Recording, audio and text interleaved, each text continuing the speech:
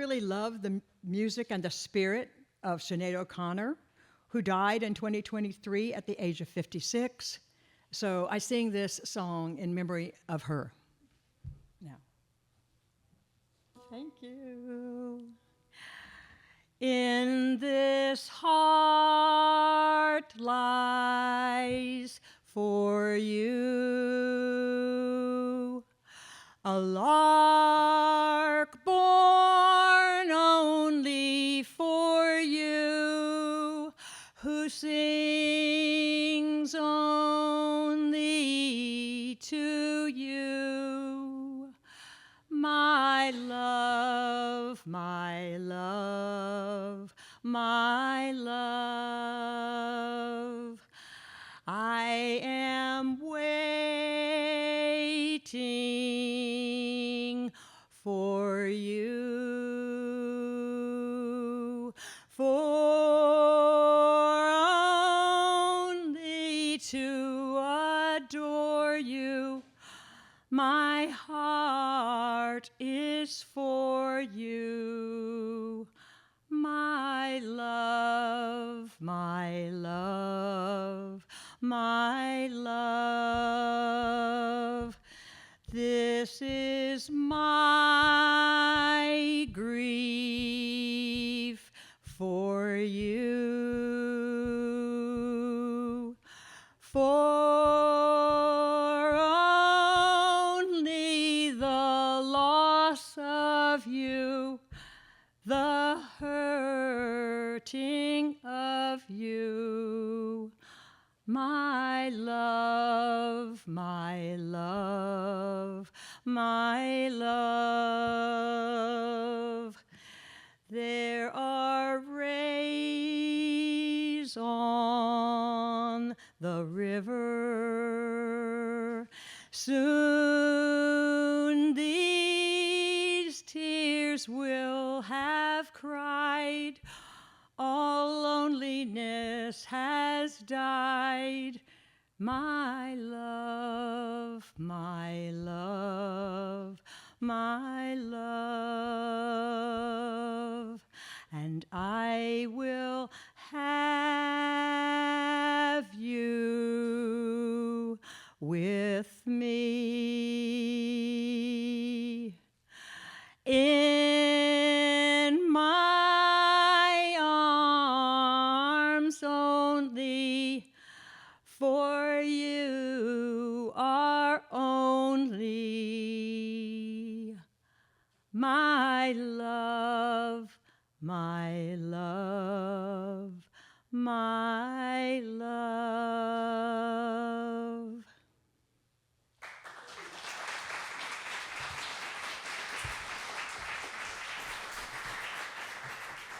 Thank you so much. Our opening words this morning are entitled Ever in Our Midst by Karen Johnston. Ancestors who spoke with bravest fire, lend us your senses that we may know another world is on her way, breathed into life with our participation in her creation. Forebears who led the way where there was, at first, no way, lend us your persistence, your temerity, your assurance that the moral arc of the universe does indeed bend towards justice.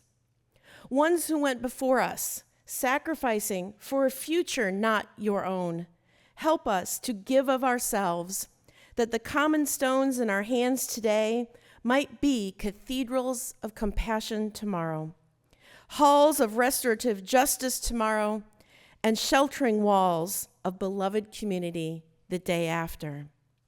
It is Sunday morning, the day we gather. Let us be thankful and full of praise to be in the company of those who came before, yet are ever in our midst. We here at BBUUC like to think that we're never too old to learn something new. So to that end, our Director of Lifespan Religious Education, Beth Curtis, will present today's Time for All Ages. Thank you, Jennifer, and good morning. We are going to continue our conversation today about William Ellery Channing, one of the most influential people to the Unitarian religion. Last week, Jennifer Bacmeister was kind enough to read Our Time for All Ages, and she talked about Reverend Channing, a Unitarian minister that lived about 200 years ago. And he believed that people were born good, not sinful, and how that made him a heretic. Well, what you may not know is that our kiddos went back to their classes and played the heretic game. This may be one of the only religions that encourages kids to think about heretics and what a heretic is. I mean, in a good way. But something I didn't mention last week is that when William became a minister, there wasn't such a thing as a Unitarian church yet, even though he was considered a Unitarian minister. Huh? Well, when we call him a Unitarian, we were referring to his beliefs, not the name of his church, the church that he preached at. Back then, Unitarianism was not a religion, meaning a religion with a name Unitarianism. It was a way of thinking about God. William was born in 1780 in Newport, Rhode Island, and he went to Harvard when he was just 15 years old and loved to study philosophy. He learned that people should think for themselves first before they just believed what somebody else told them.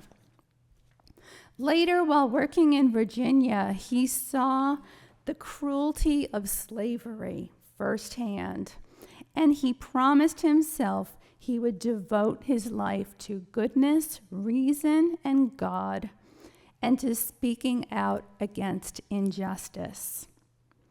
He became a minister at a Congregational church. The many Congregational churches of New England came from old Puritan traditions, unpopular, making him a bit of a heretic. But amongst all of these crazy liberal religious ideas, and they did call them liberal religion back then, one of these ideas stood out and made him extremely unpopular with some of the other ministers in the Congregational churches.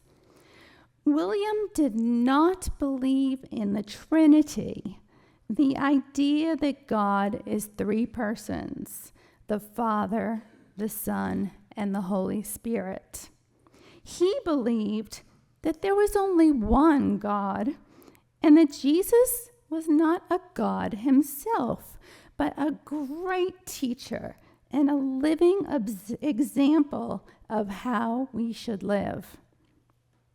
That belief that there was only one God, not three, is what the word Unitarian means, one God. William's Unitarian beliefs and those of like-minded ministers caused a huge argument across New England. Some ministers refused to share their pulpits or even speak to anyone that agreed with William. But William believed in speaking up for what he thought was true, kindly, clearly, and with reason. So in 1819, he stood up to preach at one of his friends' ordination services in Baltimore, Maryland. And this is the church he preached at that still exists today. The sermon he gave that day became one of the most famous in Unitarian history. It was called Unitarian Christianity, and it was groundbreaking. He said things like this: "We ask only for the same freedom others claim, the right to think for ourselves, to follow our own reason and conscience. He explained that the Bible was written by human hands, that gift of reason was a gift from God, and that Jesus came to show God's love, not to be worshipped as a God himself. And at the end, he said something like this: "So if you want to call us Unitarians, go ahead. That's what we are." Unitarianism wasn't like a good word to use to describe someone at the time. And from then on, the name Unitarian began to stick. 6 years later, in 1825, the Unitarian and Congregational churches finally became separate groups, and the American Unitarian Association was formed. That's one of the movements that would eventually grow and join with Universalism to become our faith, Unitarian Universalism. William Ellery Channing spent the rest of his life preaching, writing, teaching, and reminding people to trust their own minds and their own sense of goodness. He once said, "The great end in life is not knowledge, but action. Not to be known, but to do." And that sounds a little bit like deeds, not creeds. And that's something we can still believe today. This Thursday is Transgender Day of Remembrance, an annual observation held each year on November 20th that honors the memory of the transgender people whose lives were lost in acts of anti-transgender violence.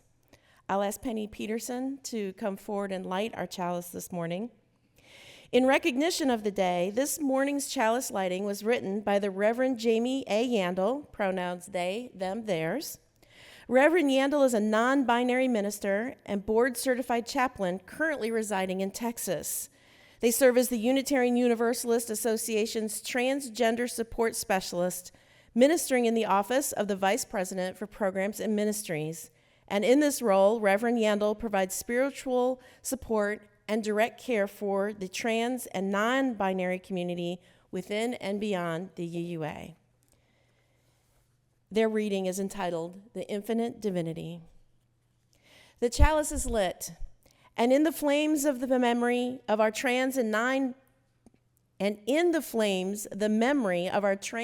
non-binary ancestors do a dance of freedom and liberation, reminding us that we are whole and holy. We are loved beyond all measure, and in our refusal to accept anything less, may we know we are rooted in the infinite divinity, not relegated to the outskirts of the web of all existence, but enshrined at its core, enfleshed with stardust and fairy dust, an intentional creation of space where our many gods live.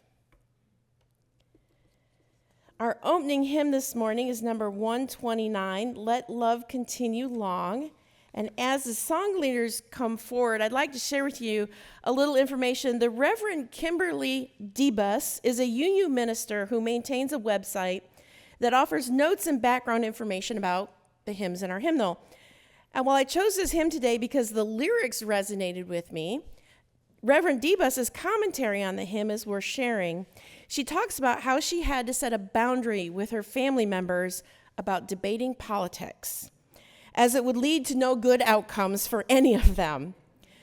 But she was still feeling that anxiety when she sat down to write the post about this particular hymn, and observed that although the hymn is not about the source of her anxiety, it certainly helped her. Her comment was, no matter our intent in worship, no matter the intent of a writer or a composer, the elements of a service will meet people where they are, not necessarily where we expect them to be. So I hope this song meets you somewhere, Please rise and join us in singing our opening hymn, number 129, Let Love Continue Long. Gary will play it one time through, and then we'll sing all 4 verses.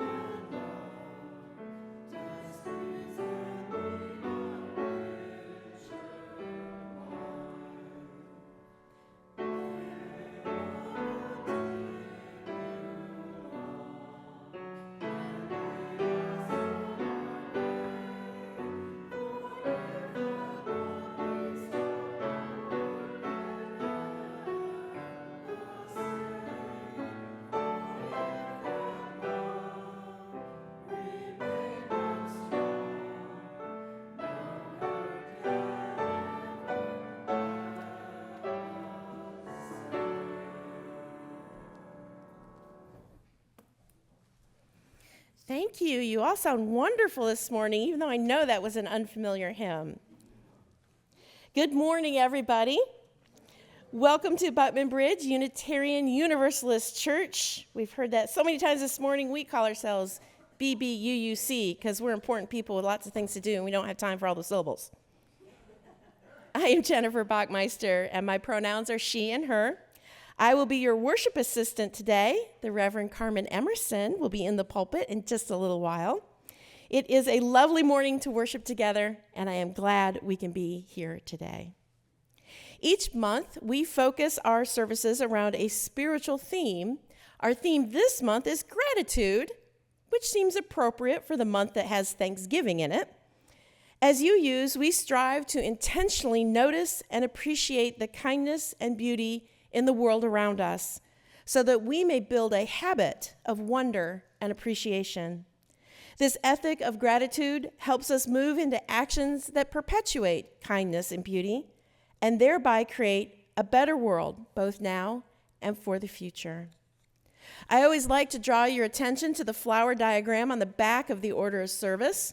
There you'll see our UU values illustrated, but most importantly, you will see at the center of our values is the constant presence of love. For us, love is not an abstraction or a platitude. Our purpose on earth is not only to discuss love, but to embody it. And that's my favorite part. If you are interested in learning more about UU in general and our congregation in particular, please check at the welcome table by the door when you came in for information about our Learn About Us classes. A quick reminder to please silence your electronic devices. If you think you've already done it, you might want to check again. If you're a visitor, please stop by the welcome table and get a name tag so that we may get to know you better. Everyone is welcome to stay after the service for beverages, refreshments, and fresh, sparkling conversation. We do set up some chairs in the back so everyone can be included in conversation and snacking. Since we are always learning how to include everyone, please let Josh or Julie know if you have a need that is not being met. We want to keep widening our circle. Welcome, one and all, to Buttman Bridge Unitarian Universalist Church. We joyfully welcome you, whoever you are, wherever you come from, and wherever you're going. Through all your days in our presence, may you experience love. As a creedless faith, the members of this church are joined together in a covenantal relationship, which we individually and collectively enter into with intention. Covenantal relationship is really just a fancy way of saying we've worked out what's important to us and how we're going to act. Each UU congregation chooses how they will express their vision of covenant. And I've said this before, and I still think we should do it in interpretive dance. But I've been told not to do that. So each Sunday, we speak the words of our covenant together, both as a reminder and an expression of our faith in our fellow congregants. The words are in your order of service and on the screen. Please recite them with me. We covenant to engage one another with honesty, kindness, and respect, to value diversity, seek understanding of our differences, and practice gracious accountability with care, love, and empathy.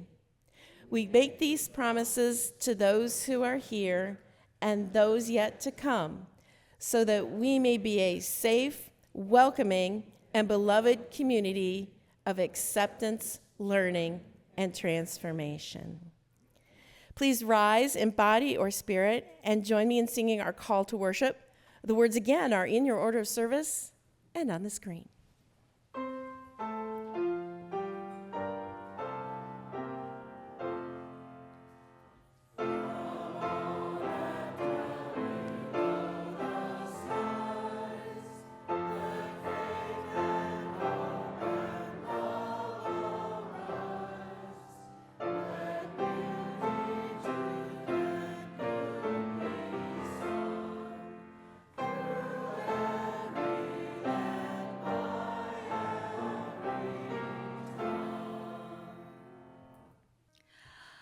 Of all the money e'er I had, I spent it in good company,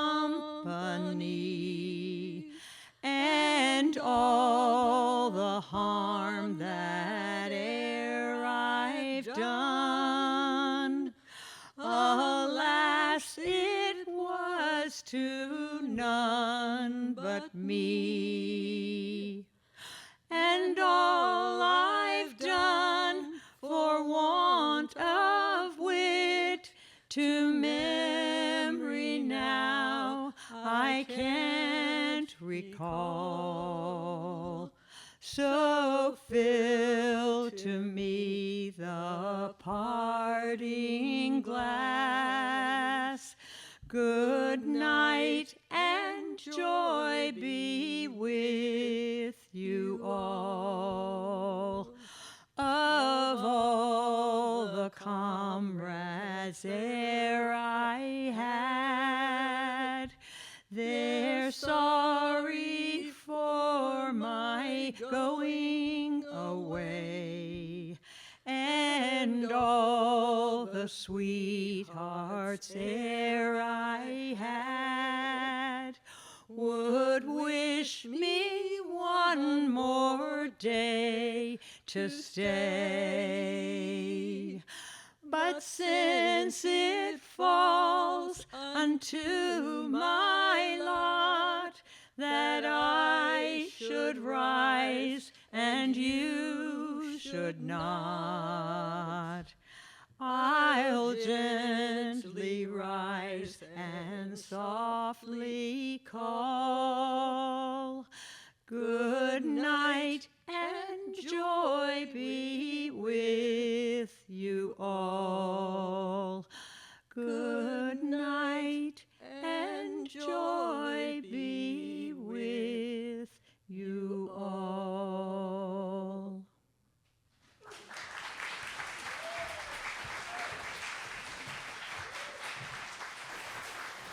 Thank you so much. We have so much talent in this congregation. That was an old Scottish song, sung particularly for endings or goodbyes. Maybe long goodbyes where you never see the person again, or short goodbyes where you see them again, maybe next week. It was it's a traditional Scottish song, but it was also very popular in Ireland, and actually, it was the most popular parting song sung in Scotland until Robert Burns wrote Auld Lang Syne. It is said, the Lord loves a cheerful giver. However, we will accept offerings from grouchy or grumpy folks too. As we prepare for the offering this morning, let us remember not to look just in our wallets and bank accounts. Let us look into our hearts and see what is available there. How much love, how much generosity, how much faith, hope, and gratitude. Let's be sure we are offering those resources as well. Even if your offering this morning is more of the symbolic sort, we ask you to please take the plate and pass it to your neighbor. Our offertory ushers will help us cross the aisles. Helen Met and David Rulison will now come forward to gather the offering. At the completion of the offering, I ask that you please rise in body or spirit and join us in singing hymn number 123, Spirit of Life.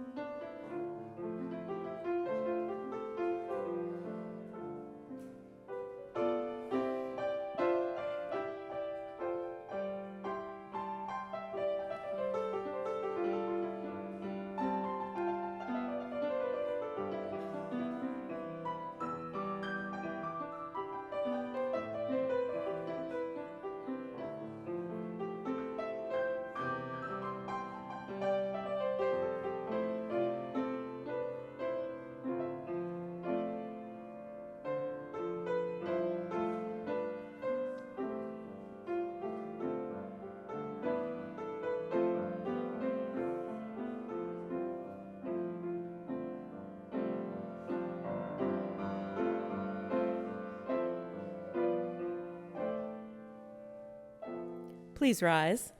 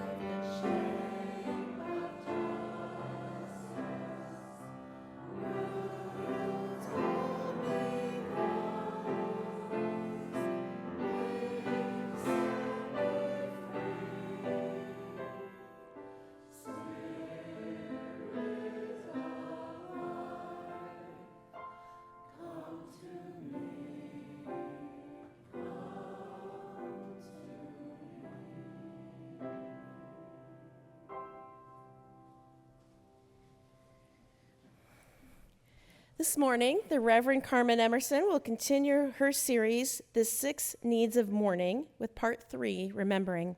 If you weren't here for the first 2, no worries. Each sermon is self-contained. You can also go to our YouTube channel this afternoon and catch up on any previous services you may have missed. Reverend Carmen, the pulpit is yours.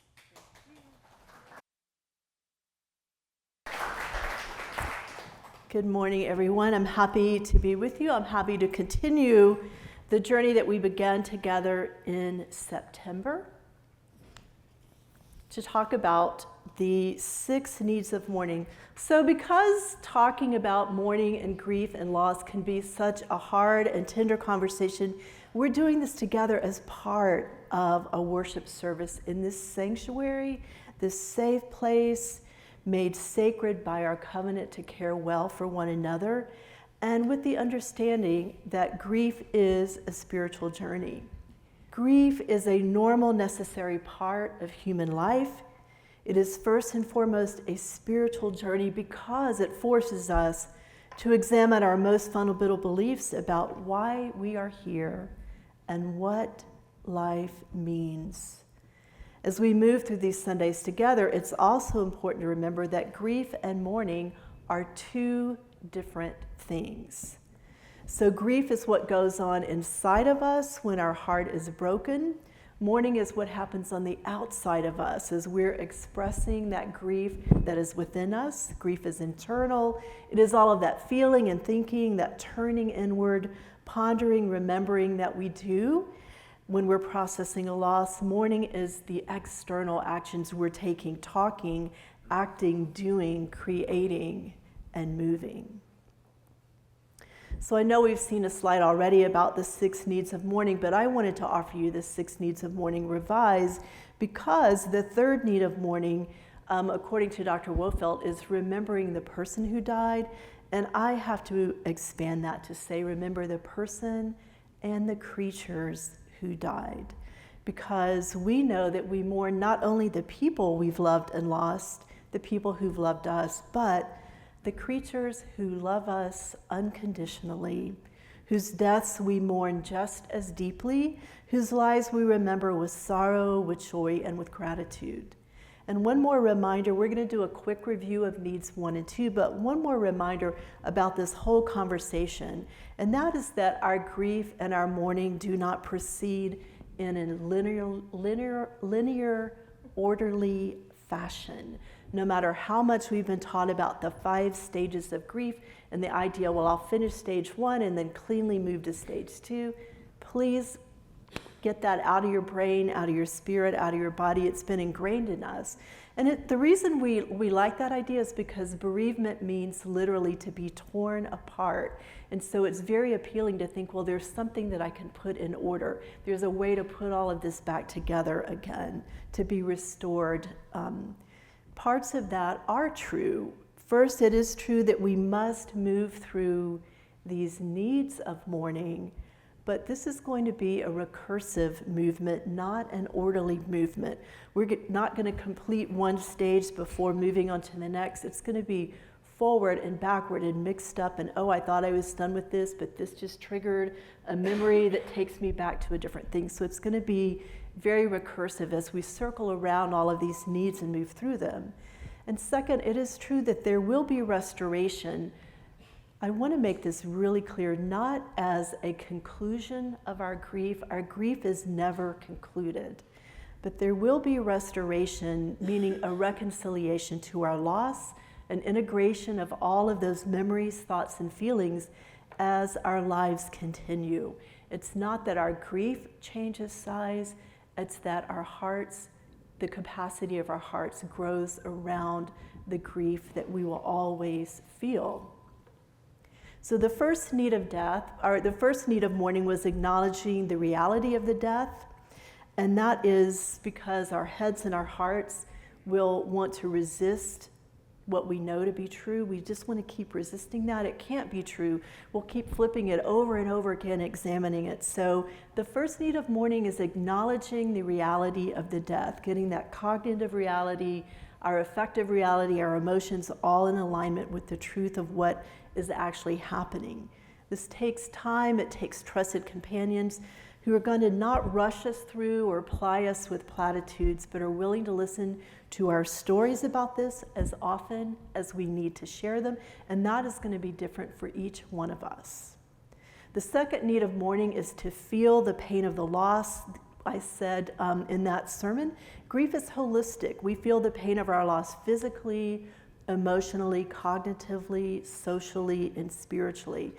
All of these reactions are signals to us that we are engaging that need of mourning. You may feel it physically. Our body's going to respond in myriad ways and sometimes extreme ways. We're going to have emotionally a story to tell. We may cry at the, like how many of you were moved by the music this morning? I just thought, Debby and Eileen, I got to get up and preach a sermon, and I can barely hold it together over here in the corner. So thank you for that beautiful offering, but it was very moving, right? Emotionally, things like music can take us back. Our minds are going to need some time to catch up. We may have some mental fogginess. That's going to be normal and scary. Socially, we're going to need to navigate that balance between I need to be with people and I need to never see another person again as long as I live. And that's just going to be part of how we do that. People are shaking their heads, right? I need more alone time than ever, and I also need to be with somebody who's not going to expect a single thing out of me except just to be with me. And aren't we lucky if we have that kind of friend in our lives? Spiritually, we're going to be questioning everything we thought was true. We're going to be searching for meaning and purpose. And so this second need of mourning, feeling the pain of the loss, if we can befriend these feelings even just a little bit every day, it helps us move through that journey of grieving and mourning. So this brings us to the third need of mourning, which is remembering the person and creatures who died. I'm going to see Dr. Wolfelt at my final workshop with him in December, and I'm going to tell him I've changed his very famous but I know that he loves his dog too, and so he'll understand this need that we've talked about. It is remembering the person and creatures who died. So why is this an important need of mourning? It's because after the person or creature we love dies, we still continue to have a relationship with them. We have a relationship of memory with them. And if the relationship was important, the memories are also going to be important to us. Now, there are inhibitions to this third need of mourning. Sometimes we're afraid of the memories. We're afraid that it's going to be too painful, just too painful to remember the person or creature we loved, and so we sabotage ourselves. We yield to certain inhibitions about the needs to remember the beloveds who died. These inhibitions include disorganization, disorientation, that brain fog we've talked about.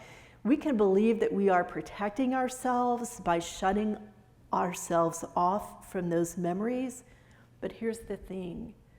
Shutting yourself off is shutting yourself off to everything important to you.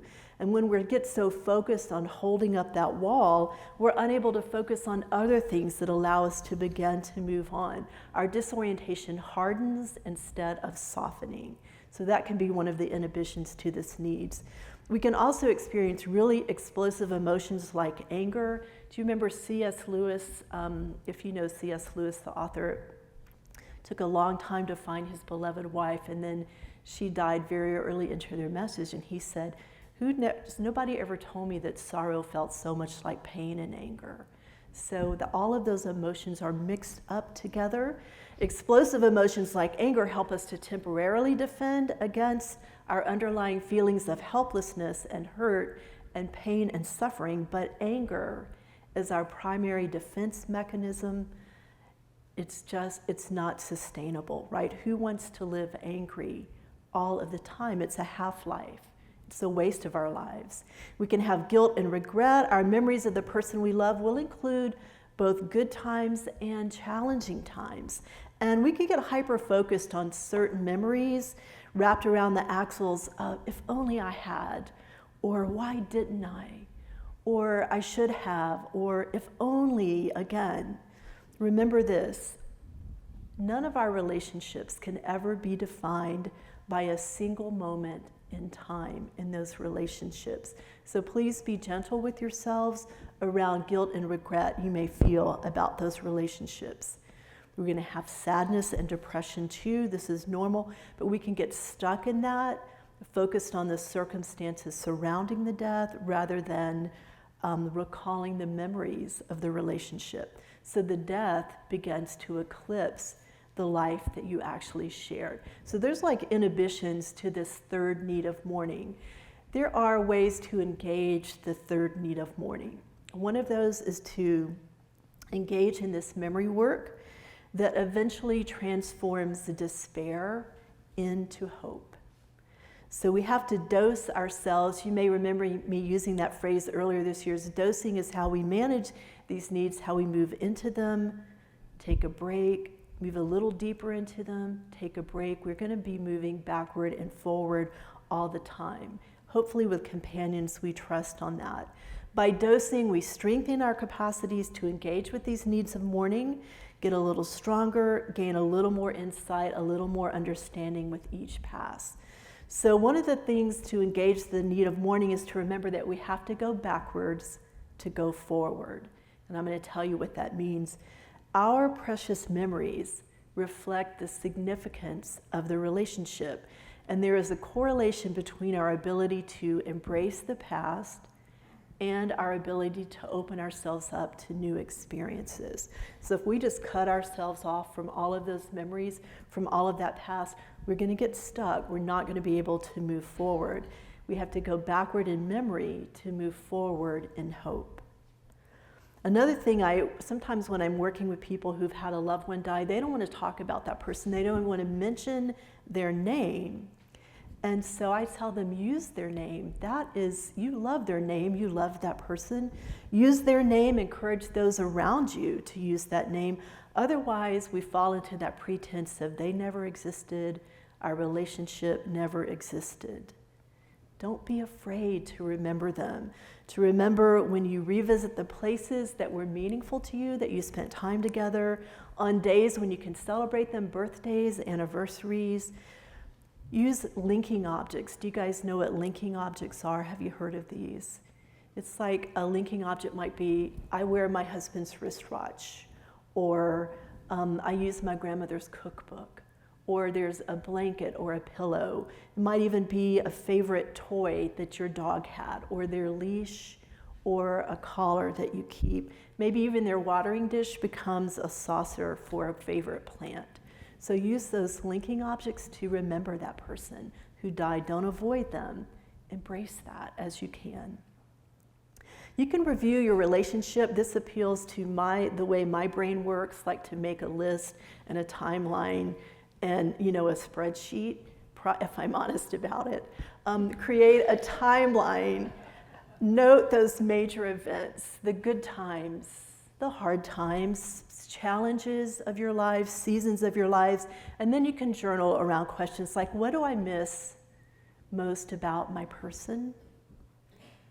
What do I miss least about them? Because that's an honest part of this review. Here's a memory I really want to share.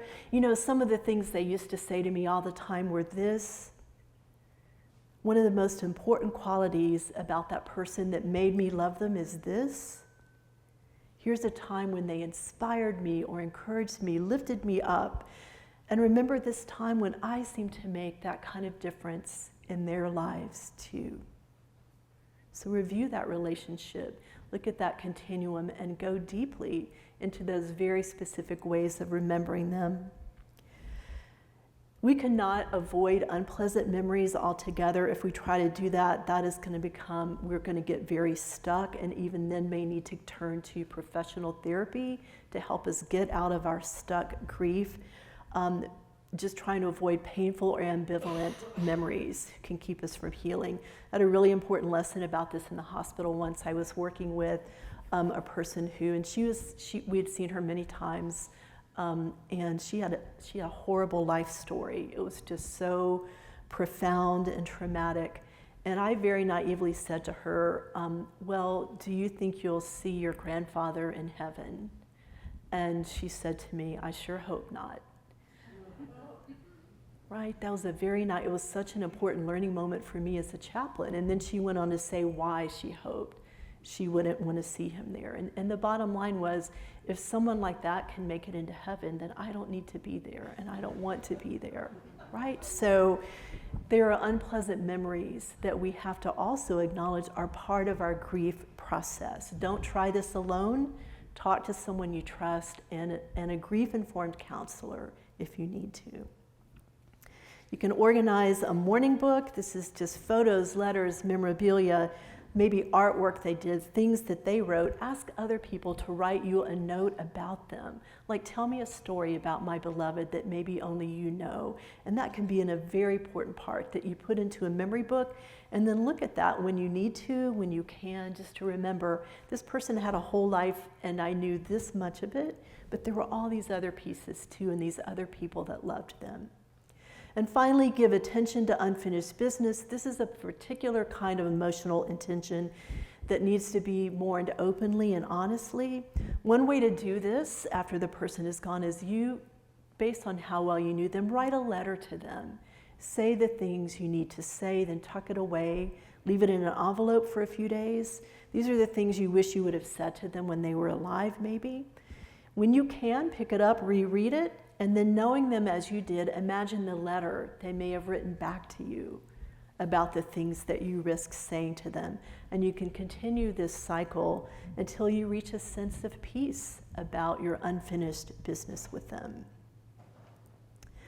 So as you navigate both the inhibitions and the engagements with this third need of mourning, remembering the person and creature who died, know that you are the curator of your memories.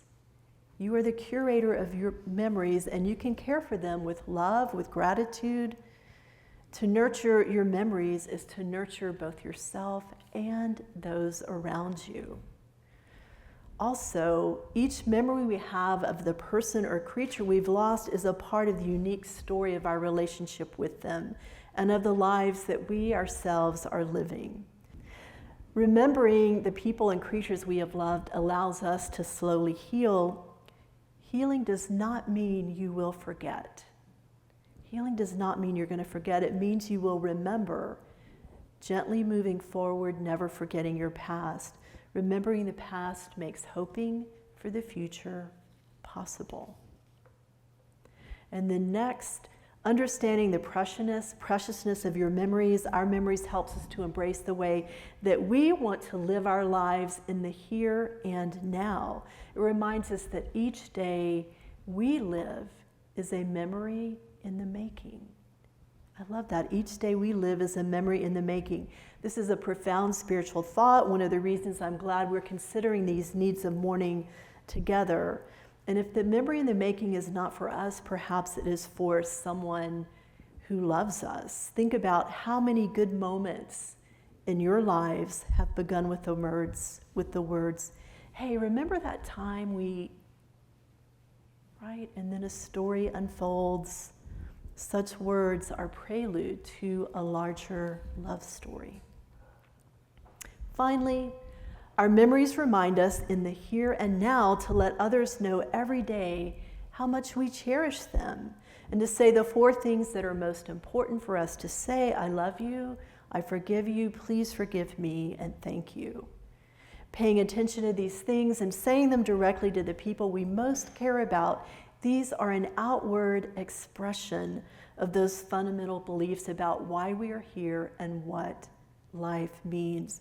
Say the things in the here and now, and let memories of those people you've loved encourage you to not lose a day in saying those things to people that you really want to know that's how you feel. May remembering the persons and creatures we have loved help us to never take for granted the opportunities we have every single day to be bold, to speak kind, and to speak true as we practice lives that hold love as our central value. May it be so, and may we be so. Amen. And if you would rise in body or spirit and join as we sing our closing hymn together. Number 336, All My Memories of Love. And I think Gary's going to play it through 3 times for us. One time for us. Thank God you're here, Jennifer.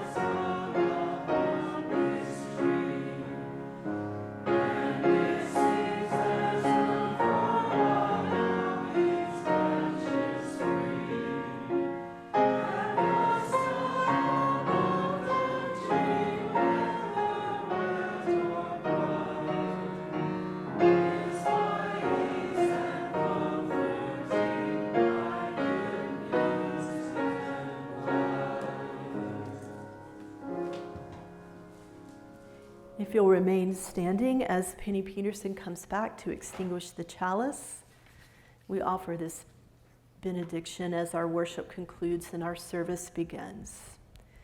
Beloveds, may love guide you on your journey forward, joy meet you at every turn, and hope daily practice.